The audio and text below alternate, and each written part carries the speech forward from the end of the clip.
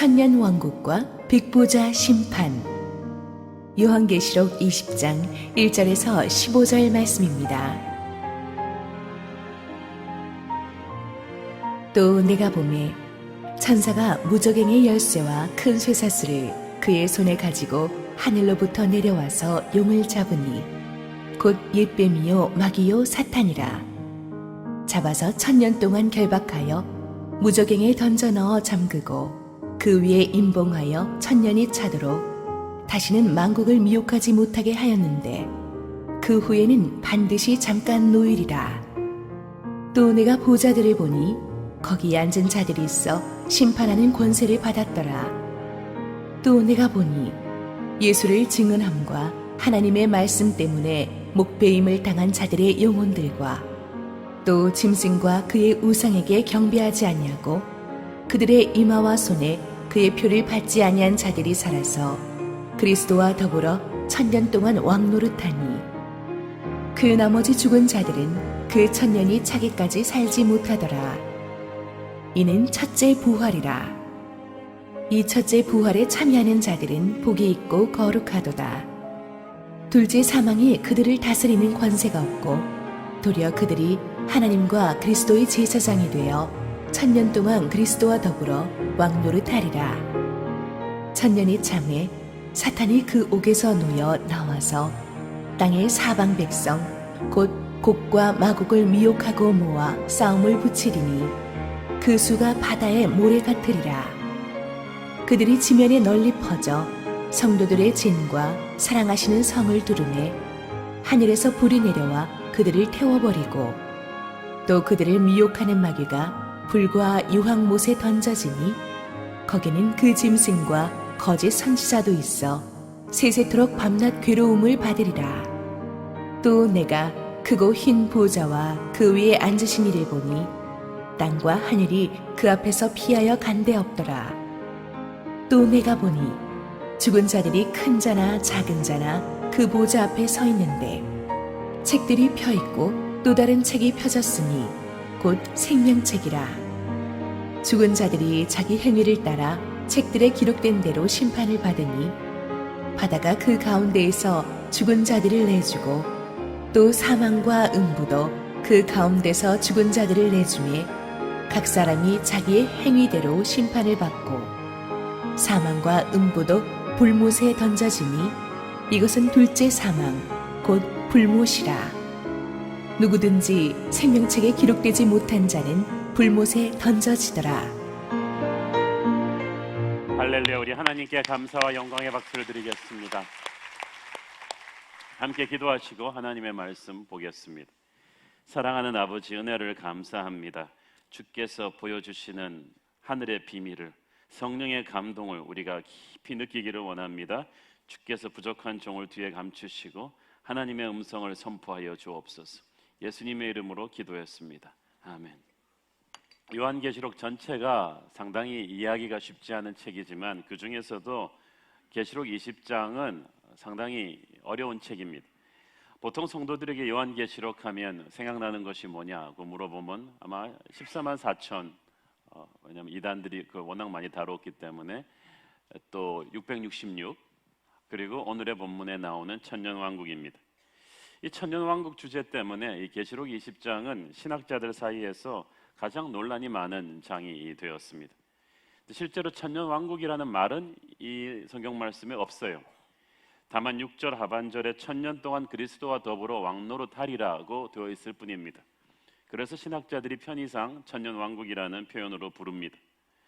자, 그런데 이 천년왕국과 예수님의 재림 시기를 놓고 신학적으로 크게 입장이 세 가지로 갈리죠. 1000 years, 천년이 왕국이 시작되기 전에 예수님의 재림이 있을 것이다 라고 하는 것이 바로 전천년설입니다. 그러나 천년왕국 뒤에 예수님의 재림이 올 것이다. 이건 후천년설이죠. 간단하죠? 천년왕국 전에 예수님의 재림이 온다. 전천년설. 천년왕국 후에 예수님의 재림이 온다. 후천년설. 명쾌한 설명이죠. 그래서 이 후천년설은 특히 지금 역사가 천년왕국을 향해서 흘러가고 있으며 천년왕국이 이 땅에 임한 후에 예수님이 재림하신다는 입장이기 때문에 굉장히 낙관적인 세계관을 갖고 있습니다. 세상이 점점 살기 좋아진다는 생각입니다. 당연히 이 논리는 시대적인 상황이 굉장히 좋을 때, 사람들이 자신감이 있을 때 많이 유명해집니다. 19세기 초반에 미국에서 굉장히 유명했죠, 후천년설이. 왜냐하면 미국이 그때 서부 개척하고 있었거든요. 그래서 젊은 나라답게 그냥 팍팍 퍼져가면서 사람들이 자신감에 넘쳐 있었어요. 우리가 하나님의 나라를 확장해 간다. 그런데 그에 반해서 이 전천년설은 천년왕국 전에 주님의 재림이 있을 것이다. 그것은 계시록 20장의 메시지를 문자 그대로 해석한 것입니다. 그래서 이 전천년설은 천년왕국 전에 주님이 재림이 오기 때문에 이때까지 세상은 점점 갈수록 안 좋아진다고 봅니다. 세상은 전쟁과 기근과 여러 가지 문제로 점점 안 좋아져서 주님께서 재림하셔서 이 모든 것을 끝내고 천년왕국을 셋업하신다고 합니다. 당연히 이 시대 상황이 절망적이고 어려울 때, 그래서 19세기 중반 남북 전쟁이 터지면서 미국이 후천년설에서 전천년설로 많이 가죠. 이 세상에 희망이 없구나, 하나님의 나라가 임해야 되는구나 라는 그쪽으로 많이 돌아섰습니다. 반면에 또 천년왕국이 미래에 있는 것이 아니라 지금 이 시대에 우리가 이미 누리고 있다는 것이 이제 무천년설의 핵심입니다. 무천년설을 사실 한국말로 한자로 이 없을 무자를 갖다가 앞에다 붙여서 마치 천년이 없다는 것 같은데 그런 것은 아니고, 이 천년이라는 숫자가 실제 숫자가 아니고 상징수라고 보는 거예요. 실제로 천년이라는 숫자가 아니고 어떤 상징적인 기간으로 봅니다. 후천년설은 신학자들 사이에서도 성경적인 입지가 이제 많이 부족해서 대부분 정통 기독교에서는 전천년설과 이 무천년설을 믿습니다. 결론부터 말씀드리면 이 두 입장 중에 어느 한 가지를 택해도 상관이 없습니다. 여러분이 자라난 교회 백그라운드에 따라서 아마 대부분 이 둘 중에 하나일 거예요. 그러면은 새로운 교회 입장은 어떤 것이냐, 이 입장을 정하는 게 중요한 게 아니에요. 왜냐하면 이게 본질적인 문제가 아니기 때문입니다. 세례와 침례 같은 거예요. 둘 다 옳죠.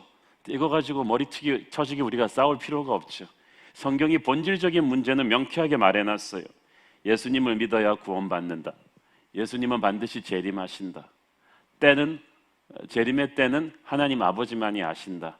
이런 것은 명쾌하게 타협의 여지가 없이 밝혀놓았지만, 본질적으로 중요하지 않은 것은 성경이 명확하게 얘기하지 않았기 때문에 이 전체 성경적인 배경을 가지고 추측할 뿐입니다.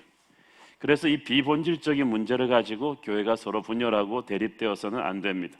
성경 본문에 나타난 것을 어떠한 시각으로 해석하는가에 따라서 입장과 시각 차이가 날 수도 있습니다. 제 개인적으로는 전천년설에 상당한 공감을 표시하고 있긴 하지만 무천년설 쪽에 상당히 무게를 두고 있습니다. 중요한 것은 이 계시록 20장에 이 천년을 문자적으로 보느냐 상징적으로 보는가가 중요합니다.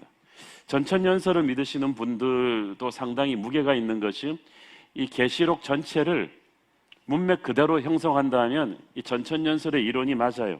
왜냐하면 계시록의 문맥상 오늘 지금 우리가 20장을 다루고 있는데, 이 17장, 18장에서 음료와 바벨론의 멸망, 이 세상의 멸망을 다루고 19장에서 어린 양의 혼인잔치와 백마를 타고 재림하시는 예수님의 재림의 모습을 다뤘거든요.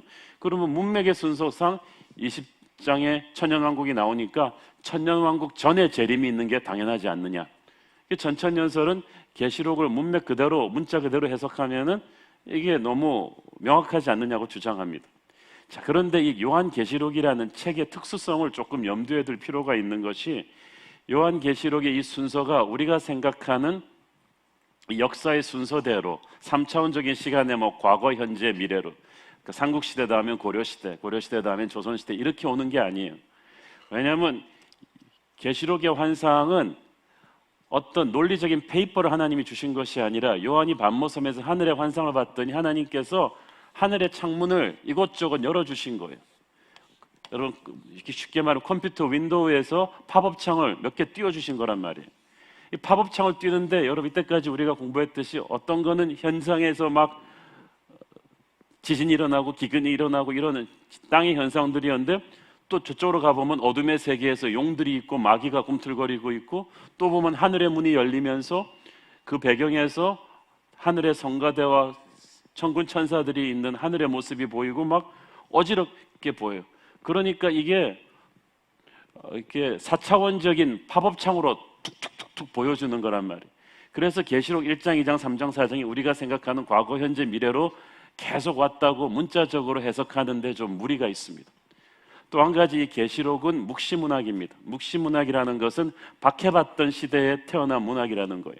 박해받던 신학에 태어난 문학의 특징은 박해자들이 알지 못하도록 은유법으로 많이 표시합니다. 상징과 심볼로 많이 표시합니다.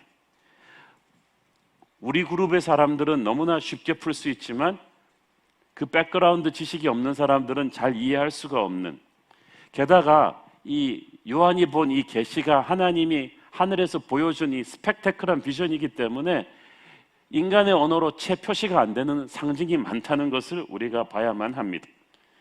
그래서 이 심볼과 숫자들을 해석하는 구약 성경적인 배경과 유대의 셈법인 게마트리아에 대한 이해가 필요하다고 우리가 이때까지 많이 다루었죠.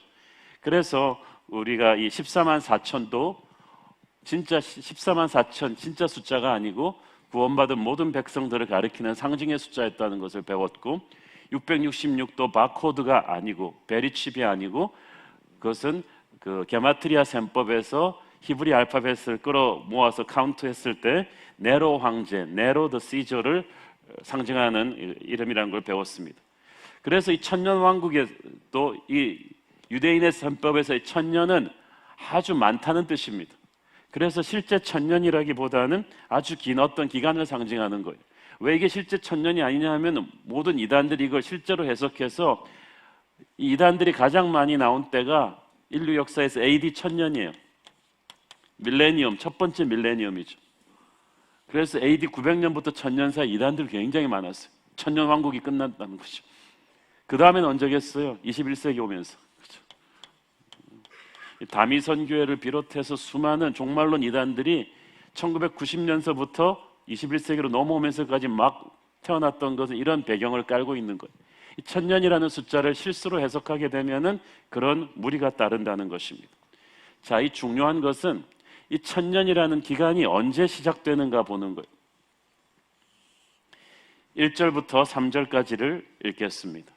시작. 또 내가 보매 천사가 무저갱의 열쇠와 큰 쇠사슬을 그의 손에 가지고 하늘로부터 내려와서 용을 잡으니 곧 옛 뱀이요 마귀요 사탄이라. 잡아서 1000년 동안 결박하여 무저갱에 던져넣어 잠그고 그 위에 임봉하여 1000년이 차도록 다시는 만국을 미혹하지 못하게 하였는데 그 후에는 반드시 잠깐 노일이라. 자, 이 1000년의 시작이 언제죠?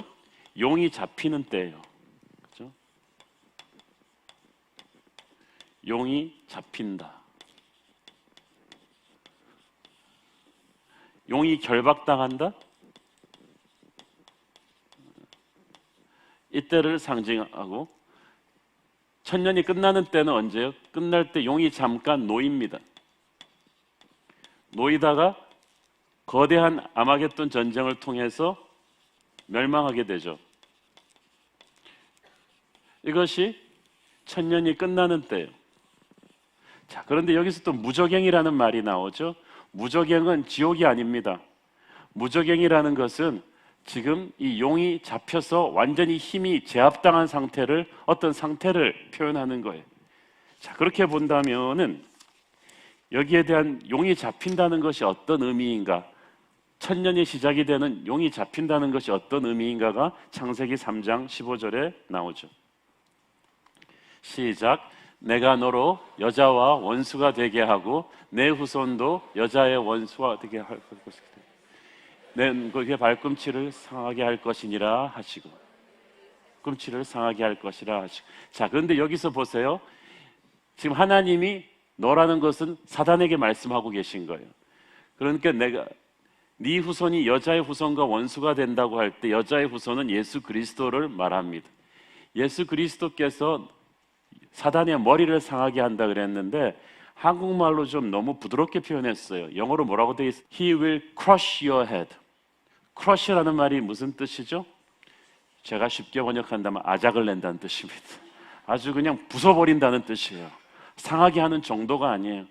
그리고 나서 너는 그의 발꿈치를 상하게 할 것이다. 사단이 예수 그리스도의 발꿈치를 상하게 한다는 것은 십자가 죽음이에요. 십자가 고난입니다. 그런데 그 십자가 죽음과 고난을 통해서 예수님은 사단의 머리를 부술 것이다. 치명타를 준다는 거예요. 십자가에서 예수님이 다 이뤘다고 하신 말씀의 파워가 바로 거기에 있어요. 어둠의 권세를 깨버린 거예요. 치명타를 때린 거예요. 인천 상륙작전을 통해서 한국을 침략했던 공산군은 치명타를 맞았어요. 노르만디 상륙작전을 통해서 나치 독일은 치명타를 맞았어요. 그 다음부터 전쟁은 이미 치명타를 맞고 간신히 비틀거리는 적을 이제 제압하는 그 승리를 완성시키는 전쟁이에요. 자, 그래서 첫 번째 이 시작, 천년의 시작은 바로 이 십자가예요. 부활이에요. 십자가 부활을 통해서 용이 치명타를 맞았어요. 어둠의 권세가 치명타를 맞고, 그러나 아직도 살아서 꿈틀거려요. 꿈틀거리다가 마지막 주님의 재림을 앞두고 다시 마지막 힘을 모아서 악의 군대를 모아요. 그래서 예수 그리스도께 대적하다가 전멸을 당하죠. 멸망당하는 그때가 이제 천년의 끝이에요. 그러면 이 천년이 아까 상징적인 숫자라고 했는데, 그러면은 예수 그리스도의 십자가 부활로부터 시작돼서 주님 다시 오실 때까지, 주님 재림하실 때까지 우리 교회가 살고 있는 시대, Church Age라고 하죠. 우리가 지금 이 천년 안에 이미 들어와 있는 것입니다. 그러니까 다시 정리하면 천년 왕국은 앞으로 올 시기가 아니라 지금 이미 우리가 그 안에 들어와 있어요. 주님이 초림 때, 다 처음 오셨을 때 십자가 부활을 통해서 용의 머리를 부수고 사단의 세력에 치명타를 가해서 용은 이제 돌이킬 수 없는 패배를 통해서 죽어가고 있지만 그 남아있는 잔세력의 발악으로, 그러나 아직도 하나님의 백성들을 공격하고 유혹합니다. 그래서 우리는 이미 승리해서 승리를 누리고 예수의 권세로 세상을 장악하지만 이 남아있는 꿈틀거리는 어둠의 세력의 반격과 맞서 싸우는 영적 전쟁의 시기에 와 있는 거예요. 그래서 이 기간은, 우리가 지금 살고 있는 때는 하나님의 나라가 이미 임했지만 아직 완전히 완성되지 않은 때입니다. 그래서 영적인 승리와 능력을 갖고 있지만 동시에 그 영적인 전쟁을 아직도 치러야 되는 그런 단계에 있는 거예요. 자, 4절, 5절 계속해서 읽습니다. 시작. 또 내가 보자들을 보니 거기에 앉은 자들이 있어 심판하는 권세를 받았더라. 또 내가 보니 예수를 증언함과 하나님의 말씀 때문에 목배임을 당한 자들의 영혼들과 또 짐승과 그의 우상에게 경배하지 아니하고 그들의 이마와 손에 그의 표를 받지 아니한 자들이 살아서 그리스도와 더불어 천년 동안 왕노릇하니 그 나머지 죽은 자들은 그 천년이 차기까지 살지 못하더라. 이는 첫째 부활이라. 자, 여기서 첫째 부활이 뭘까요? 이 첫째 부활은 영적인 부활이에요.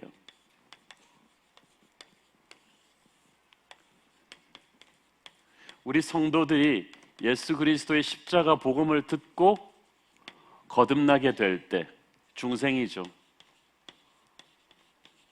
이 거듭남의 사건을 첫째 부활이라고 해요. 이 첫째 부활을 체험한 성도들, 그리스도의 복음을 듣고 십자가로 거듭난 그 순간부터 우리는 왕같은 제사장이 되어서 그리스도와 더불어 이 교회 시대에 하늘의 능력을 누리고 세상을 다스리게 됩니다. 그래서 이 하늘나라가 먼데 있는 게 아니라 지금 이미 우리에게 임했어요. 이미 우리는 주님과의 교제를 통해서 하늘의 능력을 다운로드할 수 있는 존재가 되었습니다. 그렇지만 이게 쉽지는 않아요.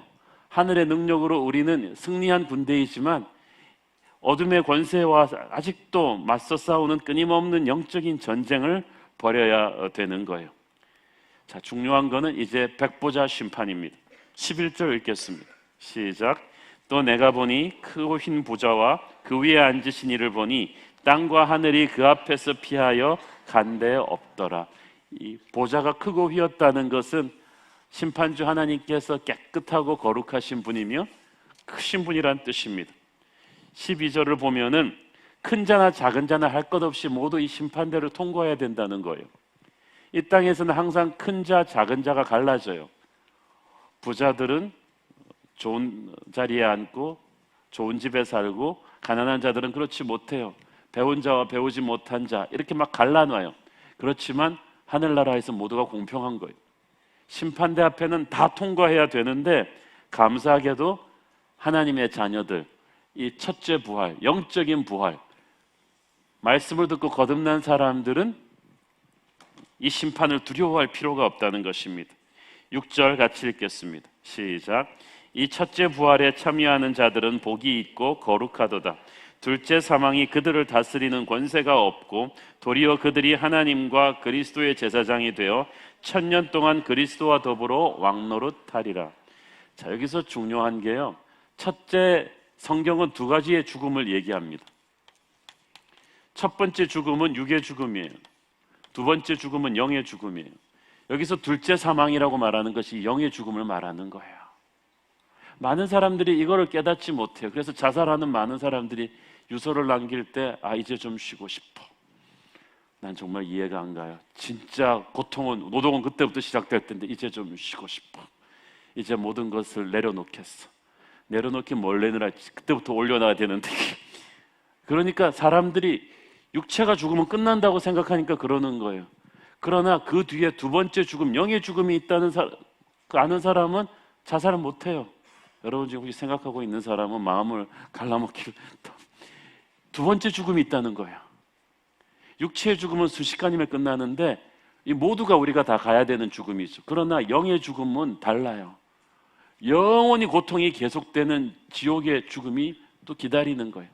이 영의 죽음으로부터 열애받을 수 있는 유일한 사람은 첫째 부활, 성령으로 거듭난 사람들만이 누리는 축복입니다. 자, 이 계시록에서 우리가 다루기 싫지만 반드시 다뤄야 되는 문제가 지옥의 실체예요. 영어로 가장 무서운 욕이 뭔지 아세요? 지옥에나 떨어지라는 말이에요. 근데 그걸 영어로 그냥 그대로 이렇게 써요. Go to hell이에요. 근데 제가 정말 이해를 못하는 거는, 예수님도 하나님도 안 믿고 지옥도 천국도 없다는데 이 욕하면 싫어요.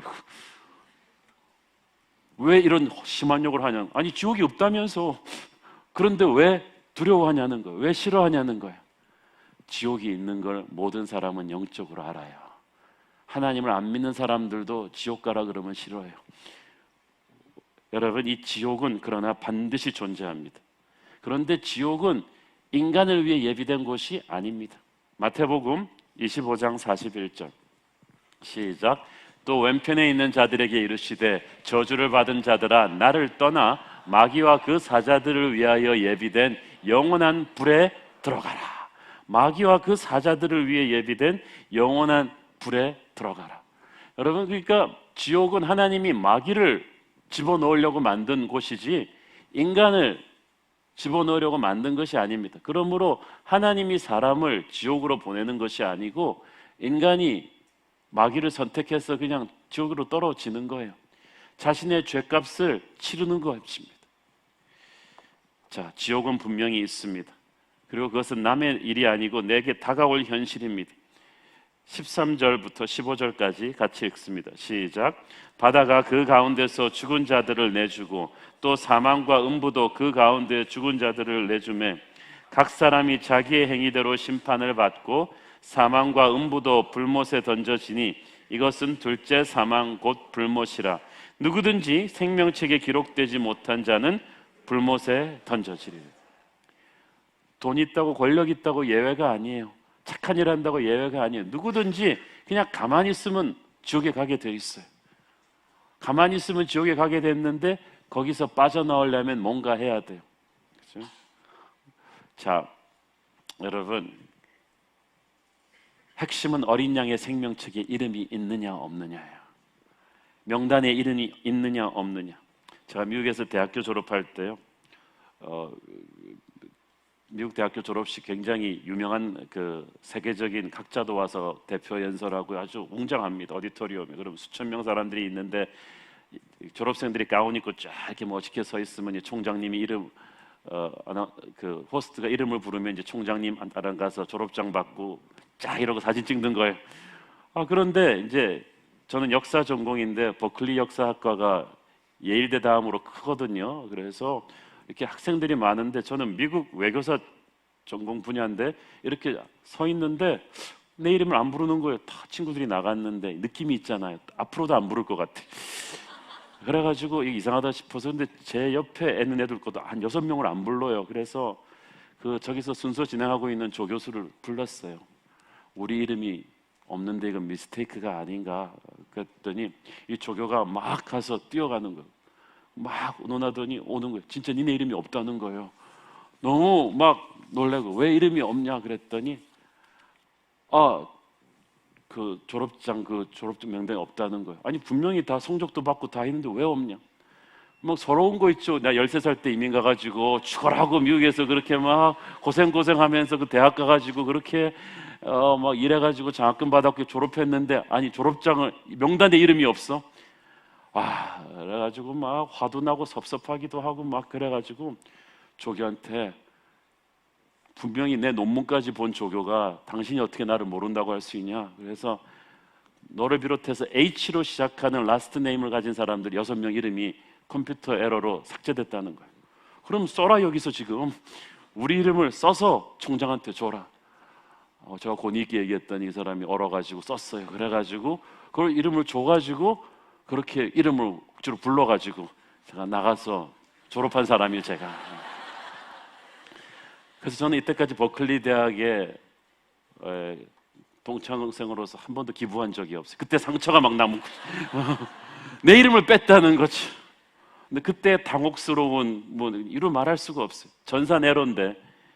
자, 그런데 대학교 졸업생 명단에는 이름이 빠질 수가 있지만 최후 심판 날에 어린 양의 생명책에 이름이 빠져 있으면 그때 진짜 빼도 박도 못합니다.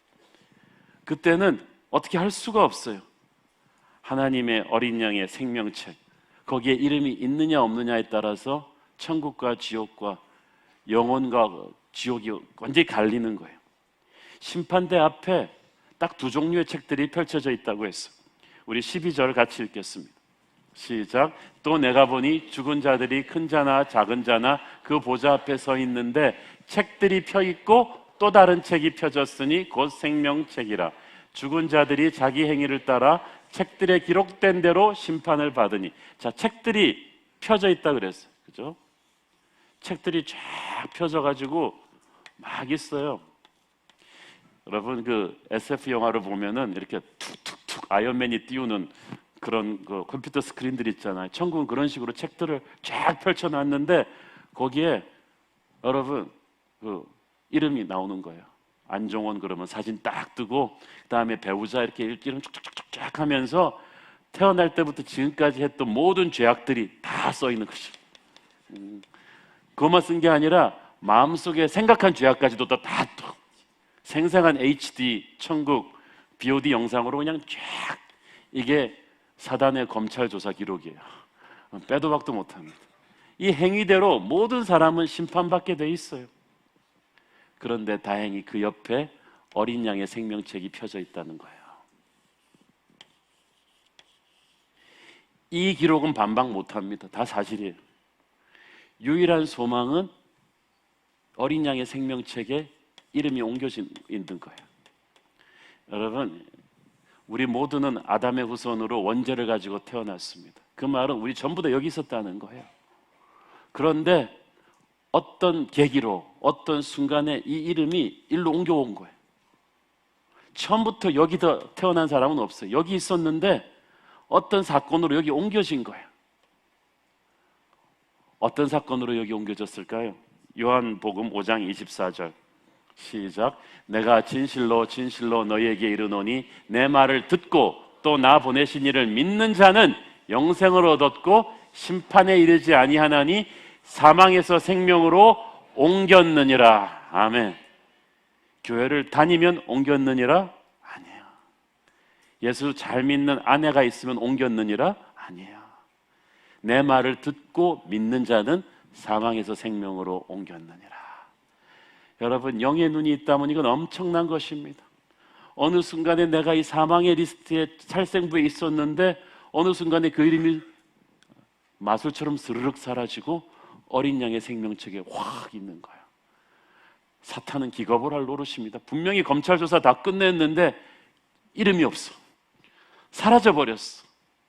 변호인 예수님이 십자가의 핏값을 지르시고 일로 다 옮겨버리신 거야. 할렐루야. 그것이 구원의 감격입니다.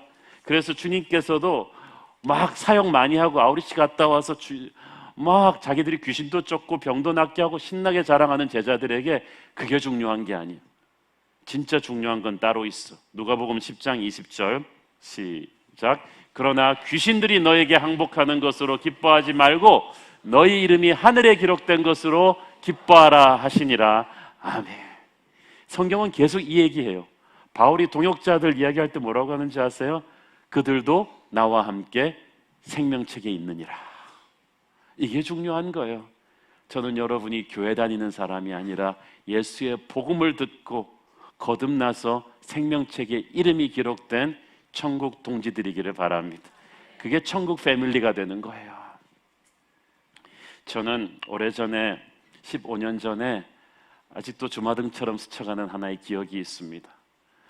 제가 아는 집사님 한 분이 목사님 우리 병원 신방 중요한 거 하나 가야 돼요. 너무나 중요한 거라 그래서 제가 평소에 은혜를 많이 입었던 친한 집사님이라서 같이 착 차를 타고 가는데 가면서 얘기를 들었어요. 사실은 우리 오빠예요.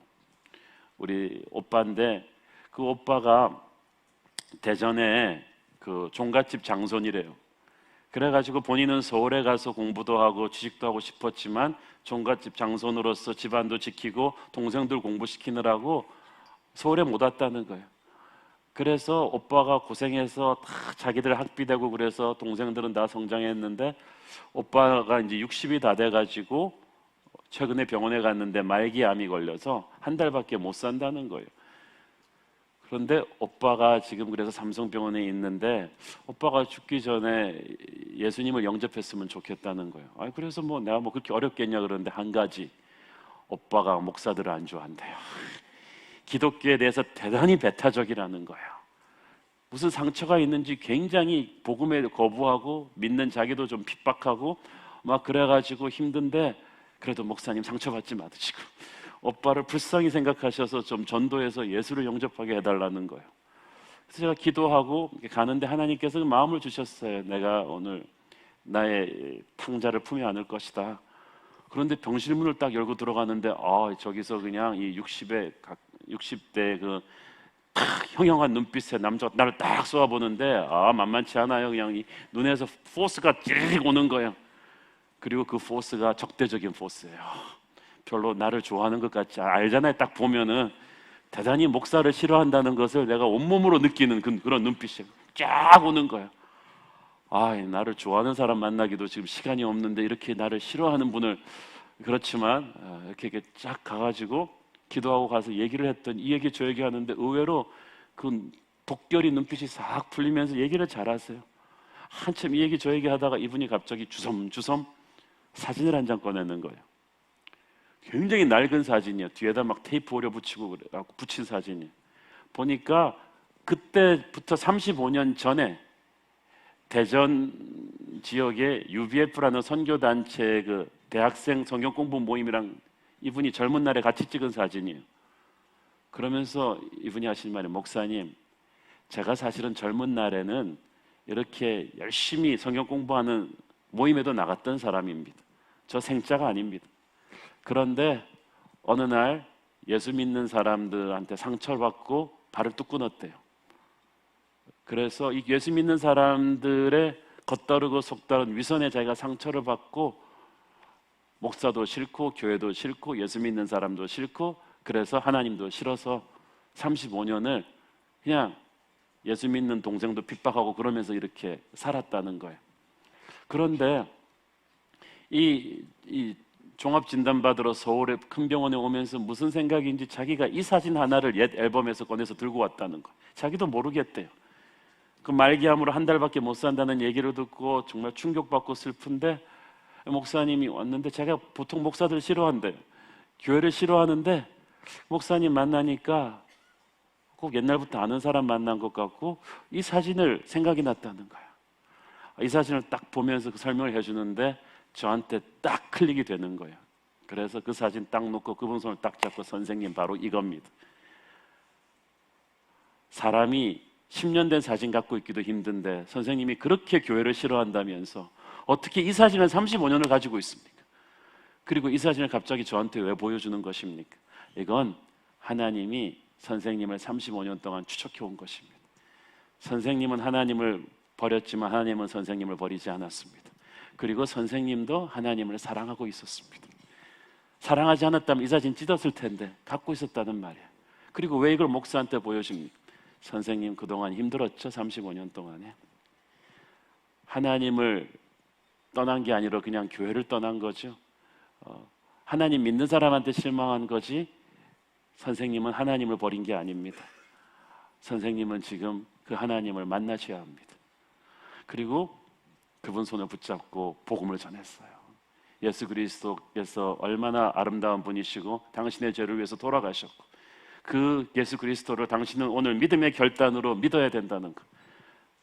자기 인생의 보좌에서 자기가 내려오고 예수 그리스도가 앉으셔야 된다는 그 믿음의 고백을 하시겠습니까? 하겠습니다. 그리고 제가 인도하는 대로 영접 기도를 했습니다. 그리고 눈을 뜨는데 눈가에 눈물이 촉촉히 적셔있습니다. 그날 금종성 씨 거듭났어요. 근데 딱 그 영접 기도를 하는 그 순간에 제 마음에 하늘의 문이 쫙 열리면서 아버지의 품이 느껴지는 거예요. 근데 본인도 느끼나 봐요. 웰컴 홈, 집으로 돌아오신 것을 환영합니다. 선생님, 예수님께서 이제 선생님을 영원히 놓지 않을 것입니다. 두려워하지 마십시오. 쭉 울어요. 한 줄 있다 전화가 왔어요. 병상 세례를 받고 싶다는 거예요. 삼성병원에 원목 많은데 또 구태여 저를 또 그래가지고 그것도 주일 오후에 세 군데서 설교하고 피곤해 죽겠는데 꼭 주일날 한옥 목사님한테 받겠다. 가보니까 막 대전에서 가족들 다 올라왔어요. 그래가지고 저는 병원 세례 그렇게 거창하게 하는 거 처음 봤어요. 그냥 온 동네 사람들 다 불러가지고 꽃 주면서 머리에다 물을 붓는데, 세례 처음 받아보니까 이제 그 물을 붓는데 얼마나 물을 붓냐 그러더라. 그래서 이때까지 본인이 저지른 죄의 무게에 맞춰서 붓는다. 알아서 부으시라고. 물을 이따만큼 막 부었지. 그러니까 거의 물 반, 눈물 반으로 그냥 쫙. 와, 그런데 세례 받을 때 세례 문답하면서 처음부터 끝까지 우는 사람은 처음 봤네. 문답하는데 정말 하나님이 이 사람을 질문하는 것 같아요. 그리고 딱 당신은 사랑받기 위해 태어난 사람 찬양을 부르는데 그냥 본인의 얼굴에 그 도끼가 싹 사라지고, 야, before and after, 야, 마귀가 변하여 천사가 되는 얼굴이에요. 그냥 하늘의 영광이 가득해. 본인이 그래서 딱 떠오르는 찬양 그때 우리가 같이 불렀죠. 나 이제 왔으니 내 집을 찾아. 이 사람이 35년의 그 종갓집 장손으로서 느꼈던 모든 프레셔와 스트레스와 책임감과 하나님을 알면서도 하나님한테 등 돌리고 살았던 그 세월이 순식간에 막 클로즈업 되면서 자기도 엉엉 울고 저도 울고 주위 사람도 다 울고, 전 딱 알았어요. 그 물세례와 함께 성령 세례가 그 자리에서 임한 거예요. 제가 그 옆에 동에 또 다른 환자 신방 가는데 자기도 같이 가겠다고 환자복 입고 쫄쫄 이거 따라오는 거예요. 그래갖고 왜 오냐 그랬더니 자기도 도움이 될까 해서. 진짜 도움이 됐어요. 그분은 초기 암이었는데 막 절망적인 생각을 하고 막 죽고 싶다 그러니까 옆에서 이 사람이 막 지원사게 가는 거예요. 나는 말기암이라서 한 달밖에 못 사는데도 이렇게 예수 믿고 좋은데 그 정도 가지고 뭘 그렇게 하냐 그러면서 목사님 하는 대로 예수님을 믿으라고 막 그래가지고 권위에 눌려서 이 사람도 예수 믿고 그러면서 자기 병동 사람 다 전도했어요.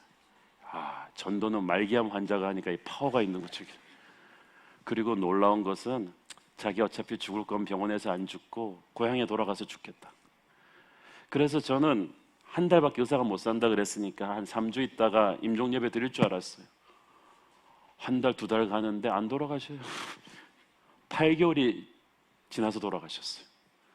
그런데 한 달마다 들려오는 소식은 엄청난 소식이었어요. 종갓집 장손이고 그 동네 완전 유지니까 그 동네 사람들 다 전도하고 우리 집 이제부터 제사 안 드린다 그러면서 그냥 사돈네 8촌까지 다 전도하고 그 동네 사람들 다 교회 같이 출석하고 완전히 주변을 뒤집어 놨어요.